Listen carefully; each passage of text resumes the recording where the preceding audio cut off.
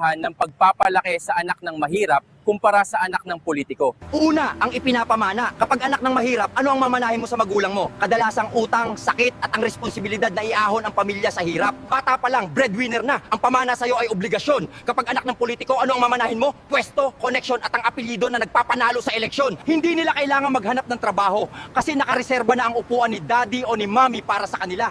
Ang pamana sa kanila ay kapangyarihan. Pangangalawa, ang payo ng magulang. Ang payo sa anak ng mahirap, anak, mag-aral kang mabuti ha. Ikaw ang pag-asa natin. Pag-graduate mo, tulungan mo mga kapatid mo. Ang payo sa anak ng politiko, anak, ngumiti ka sa camera. Kamayan mo yung mga mababahong mahirap.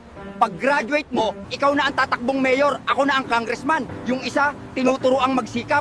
Yung isa, tinuturo ang manloko at magtago ng sungay. Pangangatlo, ang OJT o on-the-job training. Ang OJT ng anak ng mahirap sa construction, sa fast food o sa bukid. Ramdam ang init, ramdam ang hapdi ng katawan, ramdam ang sigaw ng boss. Ang OJT ng anak ng politiko sa ribbon cutting, sa motorcade at sa pag-aabot ng relief goods. Ang trabaho nila ay magpagwapo at magpaganda sa harap ng tao habang yung mga alalay ang gumagawa ng totoong trabaho. Kita mo agad ang diferensya. Ang anak ng mahirap pagkatapos ng OJT nagkakakalyo ang kamay sa hirap. Ang anak ng politiko nagkakakalyo ang muka sa kakangiti at kaplastikan. Ang OJT nila ay training kung paano maging immune sa konsensya at dahil wala na silang konsensya, garapalan na. Sa Pinas, bawal ang monopoly sa negosyo. Pero sa politika, pwede. Ginawa nilang family corporation ang munisipyo at kongreso. Ang puhunan, pera ng bayan. Ang profit, sa pamilya nila. Kaya ang mahirap, habang buhay na nagbabanat ng buto.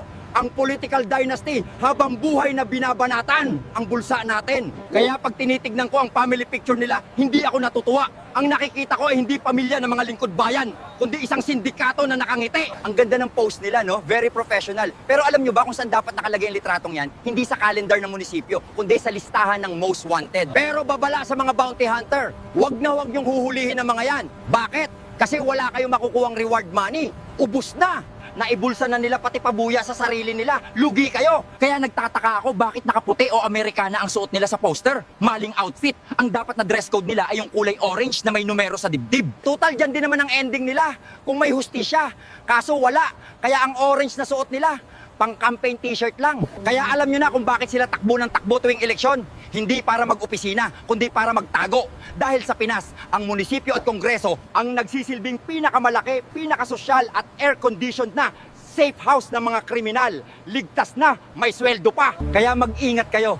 Ang mga yan, sanay na sanay sa camera. Kapag nakita nila ang CCTV sa kanto, hindi sila natatakot mahuli.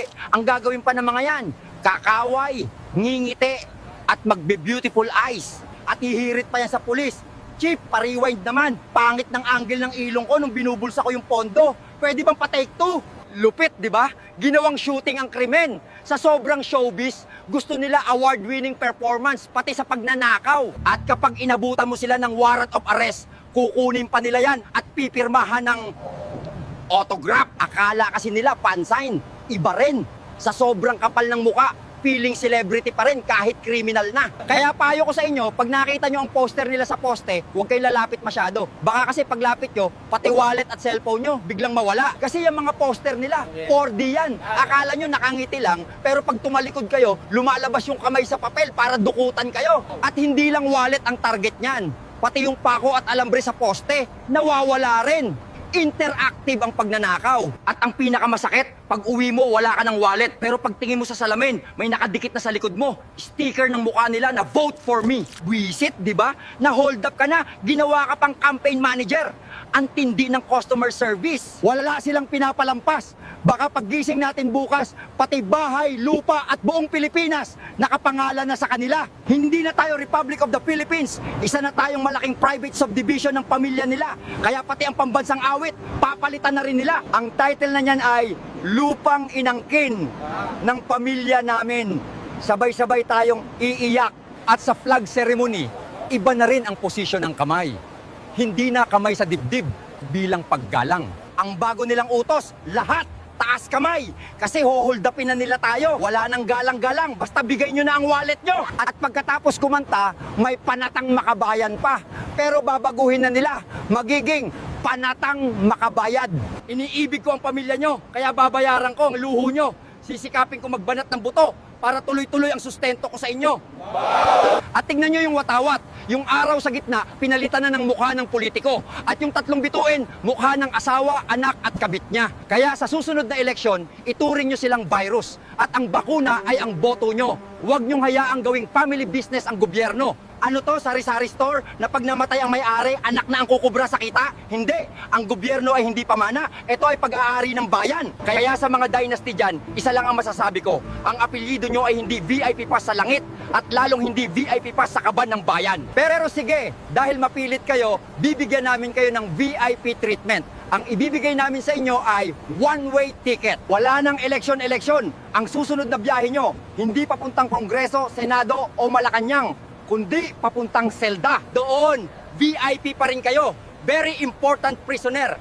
Kayo ang mayor ng selda at congressman ng Inidoro. Doon kayo mag-session habang pinapakain namin kayo ng sardinas na may ipis. At huwag kayong pakampante. Dahil habang nabubulo kayo sa loob, binibilang na namin ang oras para sa tunal na parusa. Ang desisyon ng bayan ay bitay. Yan ang huling hininga nyo bago kayo ihulog sa impyerno. Yan ang bagay sa inyo, mga tukmol!